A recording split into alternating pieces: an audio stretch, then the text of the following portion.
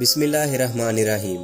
حضرت علقمہ بن وقاص لیثی کہتے ہیں کہ میں نے حضرت عمر بن خطاب رضی اللہ عنہ کو منبر پر یہ کہتے سنا کہ میں نے رسول اللہ صلی اللہ علیہ وسلم سے سنا، آپ فرما رہے تھے اعمال کا مدار نیتوں پر ہے اور ہر آدمی کو اس کی نیت ہی کے مطابق پھل ملے گا۔ پھر جس شخص نے دنیا کمانے یا کسی عورت سے شادی رچانے کے لیے وطن چھوڑا تو اس کی ہجرت اسی کام کے لیے ہے جس کے لیے اس نے ہجرت کی۔ ام المومنین حضرت عائشہ رضی اللہ عنہا سے روایت ہے کہ حضرت حارث بن حشام رضی اللہ عنہ نے رسول اللہ صلی اللہ علیہ وسلم سے پوچھا، اے اللہ کے رسول، آپ پر وحی کیسے آتی ہے؟ تو رسول اللہ صلی اللہ علیہ وسلم نے فرمایا، کبھی تو وحی آنے کی کیفیت گھنٹی کی ٹن ٹن کی طرح ہوتی ہے اور یہ کیفیت مجھ پر بہت گراں گزرتی ہے۔ پھر جب فرشتے کا پیغام مجھے یاد ہو جاتا ہے تو یہ موقوف ہو جاتی ہے، اور کبھی فرشتہ انسانی شکل میں میرے پاس آ کر مجھ سے ہم کلام ہوتا ہے اور جو کچھ وہ کہتا ہے میں اسے محفوظ کر لیتا ہوں۔ حضرت عائشہ رضی اللہ عنہا کا بیان ہے، میں نے سخت سردی کے دنوں میں رسول اللہ صلی اللہ علیہ وسلم کو دیکھا کہ جب وحی آتی تو اس کے موقوف ہونے پر آپ کی پیشانی سے پسینہ بہہ نکلتا۔ ام المومنین حضرت عائشہ رضی اللہ عنہا سے روایت ہے، انہوں نے فرمایا کہ رسول اللہ صلی اللہ علیہ وسلم پر وحی کی ابتدا سچے خوابوں کی صورت میں ہوئی۔ آپ جو کچھ خواب میں دیکھتے وہ صبح کی طرح نمودار ہو جاتا۔ پھر آپ کو تنہائی محبوب ہو گئی، چنانچہ آپ غار حرا میں خلوت اختیار فرماتے اور کئی رات گھر تشریف لائے بغیر مصروف عبادت رہتے۔ آپ کھانے پینے کا سامان گھر سے لے کر وہاں چند روز گزارتے، پھر حضرت خدیجہ رضی اللہ عنہا کے پاس واپس آتے اور تقریباً اتنے ہی دنوں کے لیے پھر توشہ لے جاتے۔ یہاں تک کہ ایک روز جب کہ آپ غار حرا میں تھے، یکایک آپ کے پاس حق آ گیا اور ایک فرشتے نے آ کر آپ سے کہا، پڑھو۔ آپ نے فرمایا، میں پڑھا ہوا نہیں ہوں۔ آپ صلی اللہ علیہ وسلم کا فرمان ہے کہ اس فرشتے نے مجھے پکڑ کر خوب ہلایا یہاں تک کہ میری قوت برداشت جواب دینے لگی۔ پھر اس نے مجھے چھوڑ دیا اور پھر کہا، پڑھو۔ میں نے کہا، میں تو پڑھا ہوا نہیں ہوں۔ اس نے دوبارہ مجھے پکڑ کر دبوچا یہاں تک کہ میری قوت برداشت جواب دینے لگی۔ پھر چھوڑ کر کہا، پڑھو۔ میں نے پھر کہا، میں پڑھا ہوا نہیں ہوں۔ اس نے تیسری بار مجھے اسی طرح ہلایا، پھر کہا، پڑھو اپنے رب کے نام سے جس نے پیدا کیا، جس نے انسان کو خون کے لوتھڑے سے پیدا کیا۔ پڑھو اور تمہارا رب تو نہایت کریم ہے۔ پھر رسول اللہ صلی اللہ علیہ وسلم ان آیات کو لے کر واپس آئے اور آپ کا دل خوف سے دھڑک رہا تھا۔ چنانچہ آپ حضرت خدیجہ بنت خویلد رضی اللہ عنہا کے پاس تشریف لائے اور فرمایا، مجھے چادر اوڑھا دو۔ انہوں نے آپ کو چادر اوڑھا دی یہاں تک کہ آپ سے خوف زدگی کی کیفیت دور ہو گئی۔ پھر آپ نے حضرت خدیجہ رضی اللہ عنہا کو واقعے کی اطلاع دیتے ہوئے فرمایا، مجھے اپنی جان کا ڈر ہے۔ حضرت خدیجہ رضی اللہ عنہا نے کہا، قطعاً نہیں، اللہ کی قسم، اللہ تعالیٰ آپ کو کبھی رنجیدہ نہیں کرے گا۔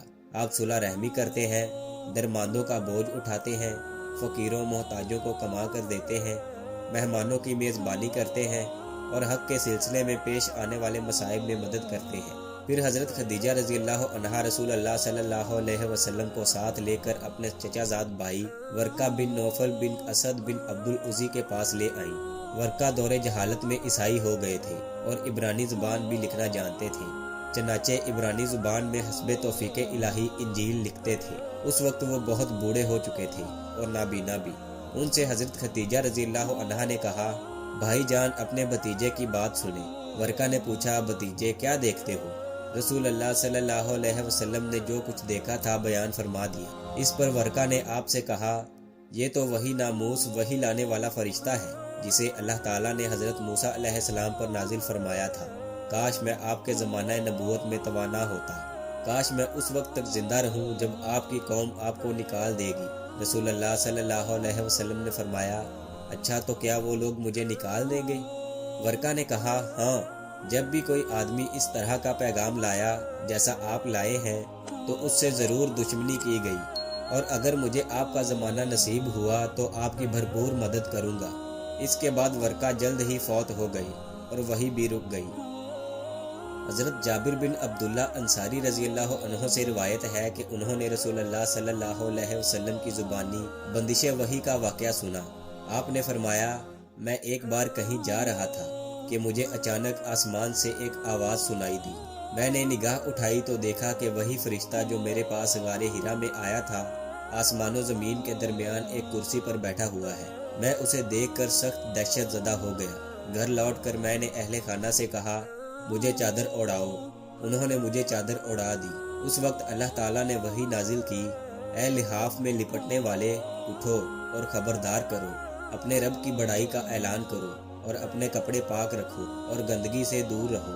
پھر نزول وحی میں تیزی آ گئی اور لگاتار نازل ہونے لگی۔ حضرت ابن عباس رضی اللہ عنہ فرمان الہی، اے پیغمبر، آپ وحی کو جلدی جلدی یاد کرنے کے لیے اپنی زبان کو حرکت نہ دیں۔ اس کی تفسیر بیان کرتے ہوئے فرماتے ہیں کہ رسول اللہ صلی اللہ علیہ وسلم نزول وحی کے وقت بہت مشقت برداشت کرتے تھے اور آپ اکثر اپنے لب مبارک کو حرکت دیا کرتے تھے۔ حضرت ابن عباس رضی اللہ عنہ نے کہا کہ میں آپ کے سامنے اپنے ہونٹ ہلاتا ہوں جس طرح رسول اللہ صلی اللہ علیہ وسلم ہلاتے تھے۔ پھر انہوں نے اپنے ہونٹ ہلائے اور فرمایا، اس پر اللہ تعالیٰ نے یہ آیت نازل فرمائی، اے نبی، اس وحی کو جلدی جلدی یاد کرنے کے لیے اپنی زبان کو حرکت نہ دو، اسے جمع کرنا اور پڑھا دینا ہماری ذمہ داری ہے، یعنی آپ کے سینے میں محفوظ کر دینا اور پڑھانا ہمارا کام ہے۔ پھر ارشاد الہی، چنانچہ جب ہم پڑھ چکے تو ہمارے پڑھنے کی پیروی کرو۔ اس کی تفسیر بیان کرتے ہوئے فرمایا، خاموشی سے کان لگا کر سنتے رہو۔ پھر فرمان الہی، اس کا بیان کرنا بھی ہمارا کام ہے۔ اس کی تفسیر بیان کرتے ہوئے فرمایا، پھر اس کا مطلب سمجھا دینا بھی ہماری ذمہ داری ہے۔ ان آیات کے نزول کے بعد جب جبریل علیہ السلام آپ صلی اللہ علیہ وسلم کے پاس آ کر قرآن سناتے تو آپ کان لگا کر سنتے رہتے۔ جب وہ چلے جاتے تو آپ وعدہ الہی کے مطابق اس طرح پڑھتے جس طرح حضرت جبریل علیہ السلام نے پڑھا ہوتا۔